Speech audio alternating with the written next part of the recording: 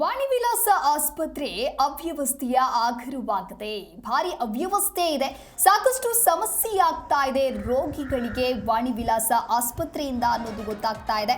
ಹಾಗಾದ್ರೆ ಏನ್ ಸಮಸ್ಯೆ ಆಗ್ತಾ ಇದೆ ಅಲ್ಲಿ ಅಂತ ನೋಡ್ತಾ ಹೋಗೋದಾದ್ರೆ, ಸ್ಕ್ಯಾನಿಂಗ್ ರೂಮ್ ನಲ್ಲಿ ಬೀದಿ ನಾಯಿಗಳು ಓಡಾಟವನ್ನ ಮಾಡ್ತಾ ಇದೆಯಂತೆ. ವೈದ್ಯರು ಸೆಕ್ಯೂರಿಟಿನೇ ಇಲ್ಲದೆ ಅಲ್ಲಿ ರೋಗಿಗಳು ಪರದಾಟವನ್ನ ಅನುಭವಿಸುವಂತಹ ಸ್ಥಿತಿ ನಿರ್ಮಾಣವಾಗಿದೆ.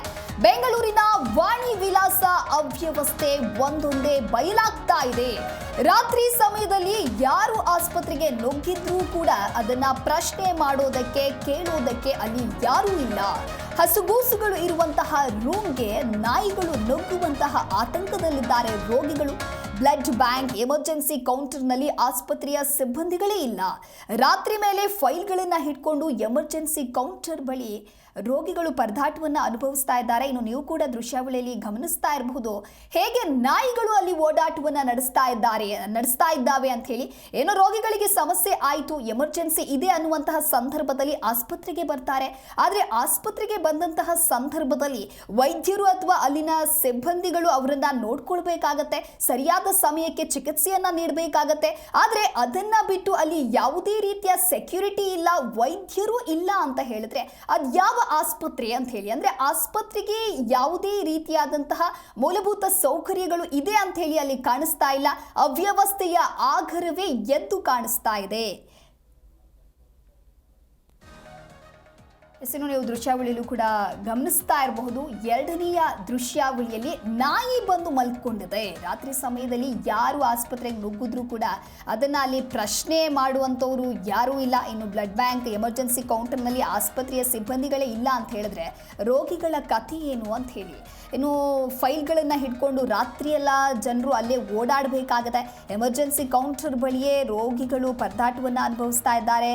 ರಾತ್ರಿ ಸಮಯದಲ್ಲಿ ಆಸ್ಪತ್ರೆಗೆ ಯಾರು ಬಂದರೂ ಕೂಡ ಅದಕ್ಕೆ ಯಾವುದೇ ರೀತಿಯ ಕ್ರಮವನ್ನು ತೆಗೆದುಕೊಳ್ಳೋದಿಲ್ಲ. ಯಾಕೆ ಕ್ರಮವನ್ನು ತೆಗೆದುಕೊಳ್ತಾ ಇಲ್ಲ ಅಂತ ಹೇಳಿದ್ರೆ ಅಲ್ಲಿ ಸೆಕ್ಯೂರಿಟಿನೇ ಇಲ್ಲ ಅನ್ನೋದು ಗೊತ್ತಾಗ್ತಾ ಇದೆ.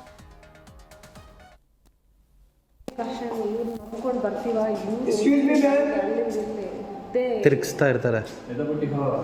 ನಮ್ಮ ಬೆಳಗ್ಗೆಯಿಂದ ಪ್ರೆಗ್ನೆನ್ಸಿ ಮತ್ತು ಎಲ್ಲ ಡಾಕ್ಟರ್ಸ್ ಈ ರೀತಿ ವರ್ತನೆ ಮಾಡಲ್ಲ. ಕೆಲವು ಡಾಕ್ಟರ್ಸ್ಗಳಿದ್ದಾರೆ, ಅವ್ರು ಮಾತ್ರ ಈ ರೀತಿಯಾಗಿ ಪೇಷಂಟ್ಗಳ ಜೊತೆ ಒಂದು ದೌರ್ಜನ್ಯ ರೀತಿಯಲ್ಲಿ ಮತ್ತು ರೇಗಾಡುವಂತಹ ವರ್ತನೆ ಮಾಡ್ತಾ ಇದ್ದಾರೆ. ಸೊ ಹಾಗಾಗಿ ಸಂಬಂಧಪಟ್ಟ ಅಧಿಕಾರಿಗಳು ಏನಿದ್ದಾರೋ ಅವರು ಸೂಕ್ತವಾದಂತಹ ಕ್ರಮ ತೆಗೆದುಕೊಳ್ಬೇಕು. ಮತ್ತು ಯಾರೆಲ್ಲ ರೋಗಿಗಳು ಅಲ್ಲಿ ರಾತ್ರಿಯ ಸಮಯದಲ್ಲಿ ಹೋಗ್ತಾರೋ ಅವರಿಗೆ ಇಮಿಡಿಯೇಟಾಗಿ ಅಟೆಂಡ್ ಮಾಡಬೇಕು. ಮತ್ತು ಸ್ಕ್ಯಾನಿಂಗ್ ರೂಮಲ್ಲಿ ವಿಚಾರಣೆ ಮಾಡಿದಾಗ ಅವ್ರು ಹೇಳ್ತಾರೆ, ನಾವು ICU ರೂಮಲ್ಲಿ ಇರ್ತೀವಿ ಅಂತ ಹೇಳ್ಬಿಟ್ಟು. ಯಾಕೆ ಸಪ್ರೇಟ್ ಸ್ಕ್ಯಾನಿಂಗ್ ರೂಮಲ್ಲಿ ಒಬ್ಬರು 24 ಅವರ್ಸಲ್ಲಿ ಇರಬಾರ್ದು ಒಂದು ಸಿಬ್ಬಂದಿ? ಎಮರ್ಜೆನ್ಸಿಗಾಗಿ ಅಲ್ಲಿ ಬರ್ತಾರೆ. ಎಮರ್ಜೆನ್ಸಿ ಪೇಷಂಟ್ಸ್ಗೆ 1 ಗಂಟೆಯಿಂದ 2 ಗಂಟೆವರೆಗೂ ಒಂದು ಸ್ಕ್ಯಾನಿಂಗ್ಗೆ ಕಾಯಿಸಿದ್ರೆ ಏನಾದರೂ ಹೆಚ್ಚು ಕಡಿಮೆ ಆದರೆ ಯಾರು ಜವಾಬ್ದಾರ ಅದಕ್ಕೆ? ಈ ಕುರಿತಂತೆ ಮತ್ತಷ್ಟು ಮಾಹಿತಿಯನ್ನ ನೀಡಲಿದ್ದಾರೆ ನಮ್ಮ ಪ್ರತಿನಿಧಿ ಭವ್ಯ ದೂರವಾಣಿ ಸಂಪರ್ಕದಲ್ಲಿ. ಭವ್ಯ, ಇನ್ನು ವಾಣಿವಿಲಾಸ ಆಸ್ಪತ್ರೆ ಅವ್ಯವಸ್ಥೆಯ ಆಗರವಾಗಿದೆ. ಅಂದ್ರೆ ಸ್ಕ್ಯಾನಿಂಗ್ ರೂಮ್ ನಲ್ಲಿಯೂ ಕೂಡ ಬೀದಿ ನಾಯಿಗಳು ಓಡಾಟವನ್ನ ನಡೆಸ್ತಾ ಇದೆ. ಅಂದ್ರೆ ಅದನ್ನ ಪ್ರಶ್ನೆ ಮಾಡೋದಕ್ಕೆ ಅಲ್ಲಿ ಯಾವುದೇ ಸಿಬ್ಬಂದಿಗಳನ್ನ ಕೂಡ ನೇಮಕ ಮಾಡಿಲ್ಲ, ಸಿಬ್ಬಂದಿಗಳಿಲ್ಲ, ವೈದ್ಯರಿಲ್ಲ ಅಂತ ಹೇಳಿದ್ರೆ ಅಲ್ಲಿಗೆ ಬರುವಂತಹ ರೋಗಿಗಳ ಕಥೆ ಏನು ಅಂತ ಹೇಳಿ. ಯಾಕೆ ಈ ರೀತಿ ನಿರ್ಲಕ್ಷ್ಯವನ್ನ ತೋರ್ತಾ ಇದ್ದಾರೆ? ಈ ನಿರ್ಲಕ್ಷ್ಯಕ್ಕೆ ಪ್ರಶ್ನೆಯನ್ನ ಮಾಡೋರು ಯಾರು ಇಲ್ವಾ ಅಂತ ಹೇಳಿ.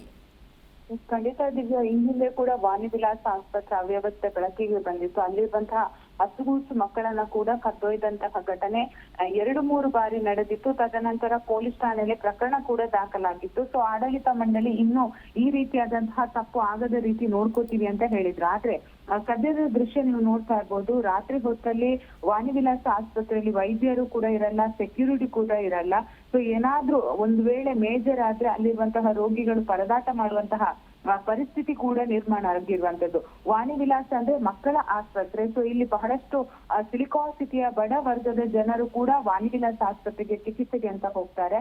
ಸೊ ಈ ಸಂದರ್ಭದಲ್ಲಿ ರಾತ್ರಿ ಸಮಯದಲ್ಲಿ ಯಾರು ಹೇಗೆ ಬೇಕಾದ್ರೂ ಆಸ್ಪತ್ರೆಗೆ ನುಗ್ಗಿ ಅಲ್ಲಿರುವಂತಹ ಏನಾದ್ರೂ ಮಾಡ್ಕೋಬಹುದು. ಯಾಕಂದ್ರೆ ಈ ಹಿಂದೆ ಕೂಡ ಪುಟ್ಟ ಮಕ್ಕಳನ್ನ ಈಸಿಯಾಗಿ ಕಳ್ಳತನ ಮಾಡಿರುವಂತಹ ಪ್ರಕರಣ ಕೂಡ ಬೆಳಕಿಗೆ ಬಂದಿತ್ತು. ಅದರಲ್ಲೂ ಕೂಡ ಮತ್ತೊಂದು ದೃಶ್ಯದಲ್ಲಿ ನಾವು ನೋಡ್ತಾ ಇರ್ಬೋದು, ಸ್ಕ್ಯಾನಿಂಗ್ ರೂಮ್ ಏನಿದೆ, ಬೀದಿ ನಾಯಿಗಳು ಕೂಡ ಓಡಾಟ ಮಾಡ್ತಾ ಇರುವಂತದ್ದು. ಈ ನಾಯಿಗಳು ಎಲ್ಲೆಲ್ಲೋ ಹೋಗಿ ಬರುತ್ತೆ. ಸೊ ತದನಂತರ ಆಸ್ಪತ್ರೆಗೆ ಎಂಟ್ರಿ ಆಗಿರುವಂತದ್ದು. ಸೊ ಇದರಿಂದ ಕೂಡ ರೋಗಗಳು ಕೂಡ ಬರುವಂತಹ ಭೀತಿ ಕೂಡ ಎದುರಾಗಿರುವಂತದ್ದು. ಸೊ ಮತ್ತೊಂದು ಕಡೆ ಬ್ಲಡ್ ಬ್ಯಾಂಕ್ ಆಗಿರ್ಬೋದು, ಎಮರ್ಜೆನ್ಸಿ ಕೌಂಟರ್ ಆಗಿರ್ಬೋದು, ಇಲ್ಲಿ ರಾತ್ರಿ ಹೊತ್ತಲ್ಲಿ ಏನಾದ್ರೂ ಎಮರ್ಜೆನ್ಸಿ ಅಂತ ಬಂದ್ರೆ ಅಲ್ಲಿ ಆಸ್ಪತ್ರೆಯಲ್ಲಿ ಸಿಬ್ಬಂದಿಗಳೇ ಇಲ್ಲ. ರಾತ್ರಿ ಮೇಲೆ ಫೈಲ್ಗಳನ್ನು ಹಿಡ್ಕೊಂಡು ಎಮರ್ಜೆನ್ಸಿ ಕೌಂಟರ್ ಬಳಿ ರೋಗಿಗಳು ಪರದಾಟ ಮಾಡುವಂತಹ ಪರಿಸ್ಥಿತಿ ಕೂಡ ನಿರ್ಮಾಣ ಆಗಿದೆ.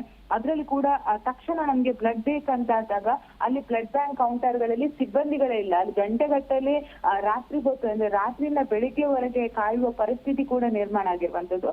ಒಟ್ಟಾರೆ ಹೇಳ್ಬೇಕಾದ್ರೆ ಸರ್ಕಾರದ ಅಧೀನದಲ್ಲಿರುವಂತಹ ವಾಣಿ ವಿಲಾಸ ಆಸ್ಪತ್ರೆ ಸದ್ಯ ಅವ್ಯವಸ್ಥೆ ಆಗಿದೆ. ಸೊ ಈಗಲಾದ್ರೂ ಆರೋಗ್ಯ ಸಚಿವರು ಇದರ ಬಗ್ಗೆ ಸೂಕ್ತ ಕ್ರಮವನ್ನ ಕೈಗೊಳ್ಬೇಕು. ಈ ಹಿಂದೆ ಕೂಡ ಈ ರೀತಿಯಾದಂತಹ ಘಟನೆ ಆದಾಗ ಆರೋಗ್ಯ ಸಚಿವರು ದಿನೇಶ್ ಗುಂಡೂರಾವ್ ಸೂಕ್ತ ಕ್ರಮ ಕೈಗೊಳ್ಳೋದಾಗಿ ಹೇಳಿದ್ರು. ಆದ್ರೆ ಸದ್ಯ ಈ ರೀತಿಯಾದಂತಹ ಪರಿಸ್ಥಿತಿ ಇರುವಾಗ ವಾಣಿ ವಿಲಾಸ ಆಗಿರ್ಬೋದು, ಕೆಸಿ ಜನರಲ್ ಆಗಿರ್ಬೋದು, ವಿಕ್ಟೋರಿಯಾ ಈ 3 ಆಸ್ಪತ್ರೆಗೆ ಬಹುತೇಕ ಅಂದ್ರೆ ಜಿಲ್ಲೆಗಳಿಂದ ಕೂಡ ರಾಮನಗರ ಆಗಿರ್ಬೋದು, KR-ಪುರಂ ಆಗಿರ್ಬೋದು, ಬೇರೆ ಬೇರೆ ಕಡೆಗಳಿಂದ ಕೂಡ ರೋಗಿಗಳು ಬಂದು ಇಲ್ಲೊಂದು ಸೂಕ್ತ ಚಿಕಿತ್ಸೆ ಅಂದ್ರೆ ಈಗ ಖಾಸಗಿ ಆಸ್ಪತ್ರೆಗೆ ಹೋದ್ರೆ ಅವ್ರಿಗೆ ಕೈಗೆಟುಕುವ ದರದಲ್ಲಿ ಚಿಕಿತ್ಸೆನ ಪಡೆಯೋದಕ್ಕೆ ಸಾಧ್ಯ ಇಲ್ಲ ಅನ್ನೋ ನಿಟ್ಟಿನಲ್ಲಿ ಸರ್ಕಾರಿ ಆಸ್ಪತ್ರೆಗೆ ಕೂಡ ಬರ್ತಾರೆ. ಸದ್ಯ ವಾಣಿ ವಿಲಾಸ ಪರಿಸ್ಥಿತಿ ನೋಡಿದಾಗ ಬಂದು ತಮ್ಮ ಜೀವ ಬದುಕುತ್ತೋ ಇಲ್ವೋ ಅನ್ನೋ ಒಂದು ಭಯದಲ್ಲಿ ಕೂಡ ರೋಗಿಗಳು ಇರುವಂತದ್ದು. ಅದರಲ್ಲೂ ಕೂಡ ನೀಟ್ನೆಸ್ ಇಲ್ಲ ಅಂದ್ರೆ ರೋಗಿಗಳಿಗೆ ಮತ್ತಷ್ಟು ರೋಗಗಳು ಕೂಡ ಬರುವ ಸಾಧ್ಯತೆ ಇರುವಂತದ್ದು. ದಿವ್ಯಾ.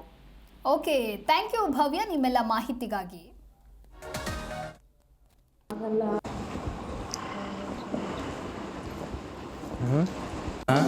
ಏನ್ ಕಷ್ಟ ಇವ್ರು ನಂಬ್ಕೊಂಡು ಬರ್ತೀವ ತಿರುಗಿಸ್ತಾ ಇರ್ತಾರೆ. ನಮ್ಗೆ ಬೆಳಗ್ಗೆಯಿಂದ ಪ್ರೆಗ್ನೆನ್ಸಿ ಚಿಂತಾಮಣಿಯಿಂದ ಚಿಕ್ಕಬಳ್ಳಾಪುರ ನಿಮ್ಮದು? ಎಲ್ಲಿ ಚಿಕ್ಕಬಳ್ಳಾಪುರ? ಚಿಂತಾಮಣಿ. ಚಿಂತಾಮಣಿಯಿಂದ ಮತ್ತೆ ಕೋಲಾರದಿಂದ ಮತ್ತೆ ಚಿಕ್ಕಬಳ್ಳಾಪುರ. ಹೌದಾ? ಮಗಳ ಸೊಸೆನಾ?